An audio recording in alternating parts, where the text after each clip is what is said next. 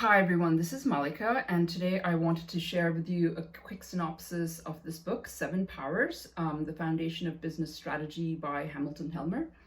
The book has been around for a while. It was Bloomberg Best Books of 2017 on that list, and I'd heard about it, but I only paid attention when John Mihalovich at MOI Global recommended the book. John also recommended my book, so he's not infallible. Basically, the book gives you mental models for how companies retain power and gives you a lens for looking at the strategic landscape.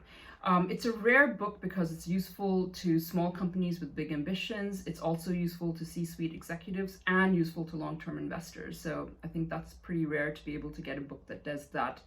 And basically what it talks about is power as the ability to create potential for persistent cash flows in spite of competition, and strategy as a route to power, a route to these persistent cash flows in competition in significant markets. So going through the seven powers, the first one is scale economies. The example given is Netflix, where they have the internet and they have all these movies and all these people and their preferences, and it just keeps getting better and better, and no one can really compete in that space because Netflix has so much scale and they can just add customers with not much more infrastructure. The second power is network economies. The example given is Facebook, where people join Facebook because people in their network are part of Facebook, and then Facebook gets more power and more people join. The third power is called counter-positioning. The example given is Vanguard, where it has gained a huge amount of market share in the passive investing space. So only active investing companies such as Fidelity existed a few decades ago, and Vanguard is slowly, with their passive model, which is counter-positioned against active, has taken it over. And active, the incumbent, can't really fight back because they're so entrenched in their ways that they just can't build the infrastructure to fight back soon enough. The fourth power is switching costs. The example is given of SAP software, and this could be any entrenched software really, where Hewlett Packard lost a huge amount of money in one quarter while they were trying to switch out of SAP.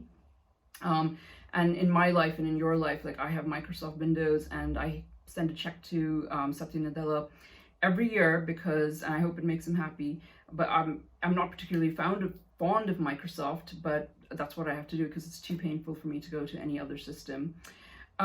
The fifth power is branding, and the example given here is a Tiffany's diamond engagement ring versus a Costco one. So the Tiffany's one, for the same exact quality, is twice the price of the Costco one, but the Tiffany's one will be bought because it will be received better, it can be given from generation to generation, and is overall considered a better purchase, even though on quality and price it's exactly the same thing, and that's because of Tiffany's branding power. The sixth power is a cornered resource. The example they give is Pixar, where technologists and the animators, Pixar owned the best, and so they could produce these movies. I think anywhere where you have a patent or an oil resource or mineral rights would be a cornered resource type of power.